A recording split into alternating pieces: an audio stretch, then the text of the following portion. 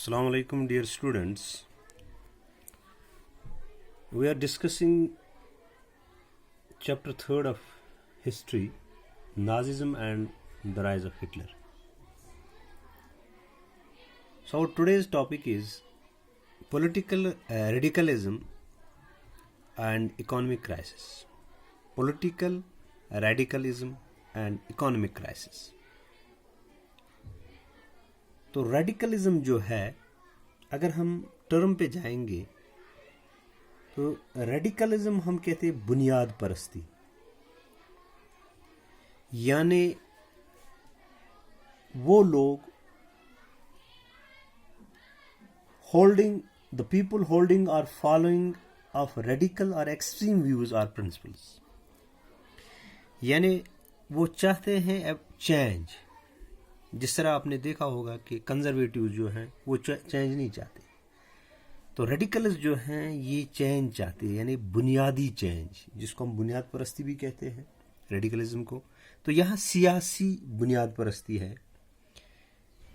और उसके बाद उसके साथ इकोनॉमिक क्राइसिस, यानी जो माशी बदहाली है वो कैसे हुई ये हम जर्मनी में देखेंगे। तो आपको पता है कि हमने ऑलरेडी पढ़ा है कि जो वाइमर रिपब्लिक है उसकी जो बर्थ हुई ये कोइंसाइड हुआ with the revolutionary uprising of the separatist league on the pattern of Bolshevik revolution in Russia. यानी यहाँ जो वाइमर रिपब्लिक था वो कोइंसाइड हुआ कि एक लीग खड़ा हुई जिसको हम कहते हैं सेपारेटिस्ट लीग जर्मनी में। तो ये आपको पता है कि वेमर रिपब्लिक जो है ये चाहते थे डेमोक्रेसी को रेस्टोर करना। इसके जो सपोर्टर्स थे वो डेमोक्रेट्स थे या कैथोलिक्स थे, सोशलिस्ट थे।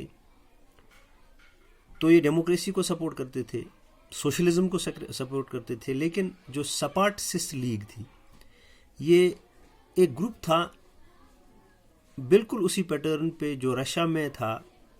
जब रशिया में बोल्शेविक रिवोल्यूशन आया तो उसी पैटर्न पे सेपारेटिस्ट लीग जो है चाहती थी चेंजेस इन जर्मनी। ये डिमांड करते थे सोवियत स्टाइल गवर्नेंस, यानी जो उस वक्त रशिया में तरीका चल रहा था वो चाहते थे कि जर्मनी में भी ऐसा हो। तो इस तरह से टकराव एक हुआ वाइमर रिपब्लिक और सेपारेटिस्ट लीग में।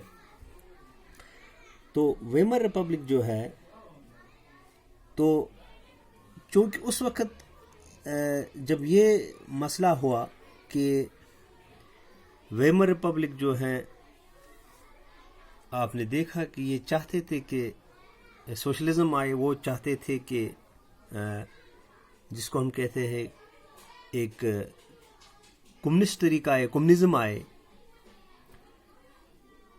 तो उस वक्त जो पॉलिटिकल एटमॉस्फेयर था बर्लिन में, Berlin is the capital of Germany, it was charged with demands for Soviet style governance. जैसे हम अभी कहते थे सेपारेटिस्ट लीग, सोवियत सिस्टम गवर्नेंस, इसके लिए एटमॉस्फेयर बहुत ज़्यादा चार्ज हुआ था। अब जो दोज अपोज टू दिस, अब जो अपोज कर रहे थे इस सेपारेटिस्ट लीग को, वो आपको पता ही है, वो सोशलिस्ट थे, डेमोक्रेट्स थे और कैथोलिक्स थे। ये जो डेमोक्रेट्स, सोशलिस्ट्स और कैथोलिक्स थे ये मिले, they met in Weimar to give shape to the democratic republic. जो वेमर रिपब्लिक है इसने, अब वेमर रिपब्लिक जो है इसने अपोज किया सेपारेटिस्ट लीग को। It crushed the uprising with the help of war veterans called Free Corps. तो इन्होंने जो सेपारेटिस्ट लीग को क्रश किया वेमर रिपब्लिक ने, लेकिन इन्होंने मदद ली वेटरन्स से। वेटरन्स कहते हैं हम तजुर्बाकार लोग जिन्होंने फौज या किसी और ऑर्गेनाइजेशन में काम किया हो। तो क्योंकि यहाँ वेटरन्स जो थे, जिनको हम फ्री कॉर्प्स कहते हैं, ये वो लोग थे जिन्होंने ऑलरेडी जंग में हिस्सा लिया था जर्मनी में। तो उन्होंने जर्मनी रिपब्लिक ने उन्हीं को इस्तेमाल किया अगेंस्ट द सेपारेटिस्ट लीग। तो उनको क्रश करने के लिए इन फ्री कॉर्पस को इस्तेमाल किया, क्योंकि आपको पता ही है दे वांटेड डेमोक्रेटिक रिपब्लिक। जो वेमर रिपब्लिक थे वो डेमोक्रेटिक रिपब्लिक चाहते थे। तो इससे क्या हुआ, इससे क्लैश हुआ सोशलिस्ट और कम्युनिस्ट, क्योंकि वेमर रिपब्लिक सोशलिज्म चाहते थे, वो कम्युनिज्म चाहते थे। तो इस तरह से इन दोनों में क्लैश हुआ। तो क्लैश बहुत गहरा हुआ। तो आपको पता है कि जो सेपारेटिस्ट लीग थी उन्होंने क्या किया बाद में, तो उन्होंने they found the communist party of Germany. उन्होंने जर्मनी में एक कम्युनिस्ट पार्टी का जो है कम्युनिस्ट पार्टी वजूद में लाई। तो इस तरह से कम्युनिस्ट और सोशलिस्ट आपस में लड़ पड़े, क्लैशेस हुए। तो कम्युनिस्ट और सोशलिस्ट जो हैं उनमें जो अब जो मसला था ये इरिकॉन्सिलेबल था। अब ये ऐसे दुश्मन बन गए, इनमें सलाह करना बड़ा मुश्किल हुआ। इरिकॉन्सिलेबल, इनमें कोई रिकॉन्सिलेशन होने वाला नहीं था। And could not make a common cause against Hitler. और चूंकि हिटलर ग्रो हो रहा था उस वक्त जर्मनी में, तो जब ये लड़ पड़े एक दूसरे के साथ, तो इसका फ़ायदा हिटलर को हुआ। हिटलर ने इस चीज़ का फ़ायदा उठाया कि जो क्लैश हुआ था सोशलिस्ट और कम्युनिस्ट के दरमियान, उसका फ़ायदा डायरेक्टली हिटलर ने लिया। तो उसके बाद जो रिवोल्यूशनरीज हैं और मिलिटेंट नेशनल्स हैं, दे क्रेव्ड फॉर रेडिकल सॉल्यूशंस। तो उस वक्त जो रिवोल्यूशनरीज थे, जो क्रांतिकारी थे और जो मिलिटेंट नेशनलिस्ट थे, उन्होंने डिज़ायर की, दे क्रेव्ड फॉर रेडिकल सॉल्यूशन। उन्होंने कहा हमें रेडिकल सॉल्यूशन चाहिए, जिसको हम पॉलिटिकल रेडिकलिज्म भी कहते हैं। तो चूँकि किसी वक्त रेडिकलिज्म में हम एक्सट्रीम स्टेप्स उठाते हैं चेंज के लिए, तो उन्होंने चाहा कि अब जो जर्मनी में जो है अब चेंज जो होगी वो रेडिकल सॉल्यूशन ही है, वो बाय हार्श मीन्स से होगी। तो इस तरह से हमने देखा कि जो वेमर रिपब्लिक सेपारेटिस्ट लीग जो थे, इनमें क्या डिफरेंस थी। क्योंकि वेमर जो सोशलिज्म चाहते थे वो कम्युनिज्म चाहते थे। तो सेपारेटिस्ट लीग बनी उस पैटर्न पे जो बोल्शेविक रिवोल्यूशन रशिया में, उसी पे वो चाहते थे कि साउथ गवर्नेंस हो जर्मनी में भी। लेकिन जो है उनको क्रश किया गया वेमर रिपब्लिक ने फ्री कॉर्पस के द्वारा, और क्लैश हुआ उनमें। क्लैश का फ़ायदा हिटलर ने उठाया। तो उसके बाद जो दूसरी परेशानी वहाँ इकोनॉमिक क्राइसिस, जो माशी बदहाली वहाँ हुई, जो पॉलिटिकल रेडिकलाइजेशन है, it was only heightened by the economic crisis of 1923। अब ये जो सियासी बदहाली थी, इसको उजागर किया, इसको हाईलाइट किया जो इकोनॉमिक क्राइसिस हुई 1923 में। तो आपको पता ही है कि जब जर्मनी में इकोनॉमिक क्राइसिस हुई, Germany had for the war. आपको पता है जर्मनी ने जब जंग लड़ा, वर्ल्ड वॉर लड़ा, तो it was largely on loans, क्योंकि उसने लोन लिया और फिर जंग लड़ा। एंड हैड टू पे वॉर रेपरेशंस इन गोल्ड। उसको वॉर रेपरेशंस देने पड़ी। रेपरेशन हम कहते हैं मुआवजा देना। उसको मुआवजा देना पड़ा, लेकिन सोने की शक्ल में। उससे क्या हुआ, this depleted gold reserves at a time resource worse का। यानी उस वक्त जब जर्मनी को मुआवजा देना पड़ा, जर्मनी को वॉर रेपरेशंस देना पड़ा, तो उससे क्या हुआ, उससे जो जर्मनी में क्या, उसमें गोल्ड रिजर्व्स जो थे वो डिप्लीट हो गए, वो ख़त्म हो गए। और रिसोर्सेज जो हैं ऑलरेडी उनके पास स्कैर्स थे, कम थे। तो जब उनको मुआवजा भरना पड़ा, उससे उनकी हालत बहुत बिगड़ गई। और 1923 में 1923 में जर्मनी रिफ्यूज टू पे। अब चूँकि जर्मनी को कहा गया कि आप वार रेपरेशंस दे दो, आप मुआवजा दे दो जंग का, लेकिन जर्मनी ने रिफ्यूज़ किया 1923 में कि हम नहीं दे सकते हैं, वी विल नॉट पे। तो फ्रांस ने क्या किया उल्टा, तो फ्रांस ने ये किया कि जब जर्मनी ने रिफ्यूज़ किया, French occupied it's leading industrial area. France ने ऑक्यूपाई किया, कब्जा किया इसका लीडिंग इंडस्ट्रियल एरिया, रहुर जिसको हम कहते हैं, रहुर रीजन, ये लीडिंग इंडस्ट्रियल एरिया, इस पे फ्रांस ने कब्जा कर दिया। तो ताकि उसमें जो कोयला वगैरह वो ले जाए फ्रांस। उसके बाद जर्मनी ने रिटायलेट किया। सीधी सी बात है, जब 1923 में इकोनॉमिक क्राइसिस हुई, उसके बाद जर्मनी को वार रेपरेशंस भरना पड़ा, वो भी गोल्ड की सूरत में। उस वक्त गोल्ड की जो रिजर्व्स थे वो ऑलरेडी जर्मनी में कम हो रहे थे। इस तरह से जर्मनी ने जब इनकार किया, तो फ्रांस ने उनका एक इंडस्ट्रियल एरिया ले लिया, कब्जा किया, जिसको रोहर कहते हैं, रोहर रीजन। अब जर्मनी ने क्या किया, जर्मनी ने रिटाइलेट किया, यानी जवाब दिया वापस विद पैसिव, लेकिन कोई हथियार नहीं उठाया, बल्कि एक पैसिव इनडायरेक्ट तरीके से। और उन्होंने क्या, उन्होंने प्रिंटिंग शुरू की, पेपर करेंसी की, रेकलेसली, बगैर बेतहाशा उन्होंने पैसे जो हैं वो प्रिंट करने शुरू कर दिए जर्मनी ने। तो उससे क्या हुआ, उससे जब बहुत सारा पैसा सर्कुलेशन में आ गया, बहुत सारा पैसा जब बाजार में आ गया, जो जर्मन मार्क था, जर्मन मार्क हम कहते हैं करेंसी वहाँ की, इससे जो जर्मन मार्क था उसकी जो कीमत थी वो बहुत ज़्यादा घटी, वो कम हो गई।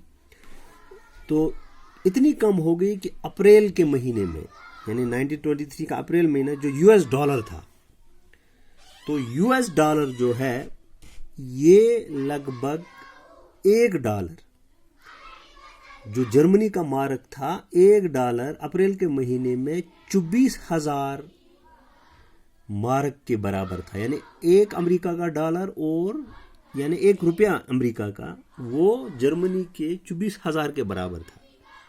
उसके बाद आगे चलिए, जुलाई के महीने में 3,53,000 $1 जर्मनी के 3,53,000 मार्क के बराबर था। इसी तरह अगस्त के महीने में 46,21,000 मार्क के बराबर $1 था। और उसके बाद जब दिसंबर का महीना आया, उस वक्त लगभग 9,88,60,000 के बराबर, यानी कि $1 9,88,60,000 मार्क के बराबर ₹1, यानी कि $1 अमेरिका का। तो आप अंदाज़ा कर सकते हो कि जर्मनी के जो पैसा था, जो मार्क था, उसकी कीमत कितनी घट गई, यानी कितनी कम हो गई। तो अब ये आहिस्ता आहिस्ता ट्रिलियंस में चला गया। उससे क्या हुआ, as the value of mark collapse, जो इस मार्क की जो कीमत घटती गई, जो प्राइस ऑफ गुड्स था, सीधी सी बात है, दैट इंक्रीज इट। तो इससे क्या हुआ, द इमेज ऑफ जर्मन्स। उसके बाद ऐसे हालात बाजार में देखने पड़े कि कुछ लोग जो हैं एक ब्रेड खरीदने के लिए बाजार में पैसे जो हैं वो बड़े बड़े कार्टों में ले जाते थे, बड़े बड़े गाड़ियों में ले जाते थे। तो ये हाल था जर्मनी का कि जो करेंसी नोट्स थे उनको कार्ट लोड्स पे, यानी कार्ट्स पे, टांगों पे लेना पड़ा, ताकि वो एक लोफ ऑफ ब्रेड, यानी एक ब्रेड का टुकड़ा वो खरीदने के लिए बाजार जब गा रहे थे। तो यानी टनों में उन्होंने पैसा लिया ताकि एक ब्रेड का जो है टुकड़ा वो खरीद सके। तो आप अंदाजा कर कितनी हालत बुरी थी उस वक्त जर्मनी में। उससे क्या हुआ, अब जब लोगों ने देखा कि जर्मनी में लोग कार्ट्स में पैसा ले जाते और ब्रेड का एक टुकड़ा खरीदने के लिए जाते हैं इतना पैसा लेके, इससे वर्ल्ड वाइड में एक सिंपैथी हुई, यानी कि मतलब हमदर्दी लोगों में जाग गई कि देखो अब बेचारे ये जो जर्मनी के लोग हैं इन पे बहुत ज़्यादा मुश्किलात हैं। तो इस तरह से एक हमदर्दी पैदा हुई पूरी दुनिया में। तो the crisis came to be known as hyperinflation, क्योंकि उस वक्त एक सिचुएशन थी हाइपर इन्फ्लेशन। हाइपर इन्फ्लेशन हम कहते हैं situation when prices rise phenomenally high, जब कीमतें आसमान को छूते हैं।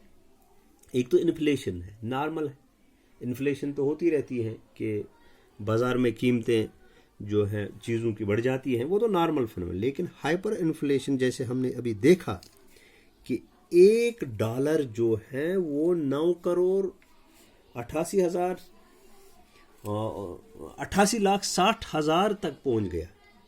तो ये हाइपर इन्फ्लेशन इसी को कहते हैं। Hyperinflation means a phenomenon when price rise phenomenally high। उसके बाद अब ये मुश्किलात जो जर्मनी के पास थी, इन मुश्किलात से उनको बाहर आना था। तो अमेरिका ने क्या किया, America intervened and bailed Germany out of the crisis. तो अमेरिका ने एक तरीका इस्तेमाल किया ताकि जर्मनी को इस मुसीबत से, इस क्राइसिस से बाहर निकाले। उन्होंने एक इंट्रोड्यूस किया एक प्लान जिसको हम डेवस प्लान कहते हैं। यानी अमेरिका ने डेवस प्लान डिवाइस किया ताकि जर्मनी को इस ब्रूटल सिचुएशन से, इस खतरनाक क्राइसिस से बाहर निकालना पड़ा अमेरिका को। तो उसके लिए अमेरिका ने एक प्लान मुरतब किया जिसको हम डेवस प्लान कहते हैं। अभी डेवस प्लान जो था, ये डेवस प्लान जो था, इसने क्या किया, it reworked the terms of reparation to ease the financial burden on Germany. जो रेपरेशन था, जो वार रेपरेशन देने पड़े जर्मनी को, उसकी जो टर्म्स हैं उनको रिवर्क किया गया, उनको थोड़ा नरम किया गया, क्योंकि अमेरिका ने इसमें हाथ डाला। अमेरिका ने डेवस प्लान तरतीब दिया ताकि जो वो रेपरेशन जो मुआहदा हुआ था जर्मनी के साथ, उसमें उसकी टर्म्स में उन पे फिर से गौर किया जाए ताकि उनको नरम किया जाए। क्योंकि आपको पता ही है कि ये जो रेपरेशन, वार रेपरेशन जो ऑलरेडी हमने देखा है कि जब जर्मनी में जंग हुआ, जर्मनी ने, तो उनको एक गिल्ट क्लाज उसमें था। गिल्ट क्लाज जो है कि जो जंग में जो है उन्हीं पे सारा जो दोष दिया गया, तो उनको उस वक्त 6 बिलियन पाउंड्स देने पड़े थे गिल्ट क्लाज के हिसाब से। तो अब ये जो रेपरेशन था उसमें उनको गोल्ड में देना पड़ा। अब जर्मनी ने क्या किया, उन्होंने पैसा ज़्यादा, करेंसी ज़्यादा प्रिंट की, उससे क्या हो, उससे हाइपर इन्फ्लेशन हुई। अब हालात ख़राब इतने हुए, इतनी मुआशी हालात लोगों की ख़राब हुई, तो अमेरिका सामने आ गया और उन्होंने डेवस प्लान दिया। उस प्लान के तहत उन्होंने जो टर्म्स ऑफ जो रेपरेशन थे उन पे रिवर्क किया, और ताकि जर्मनी में जो फाइनेंशियल बर्डन है उसको ईज किया जाए, उसको कम किया जाए। So dear students, we discussed the political radicalism and economic crisis in Germany. With this, we conclude this lecture. Thank you.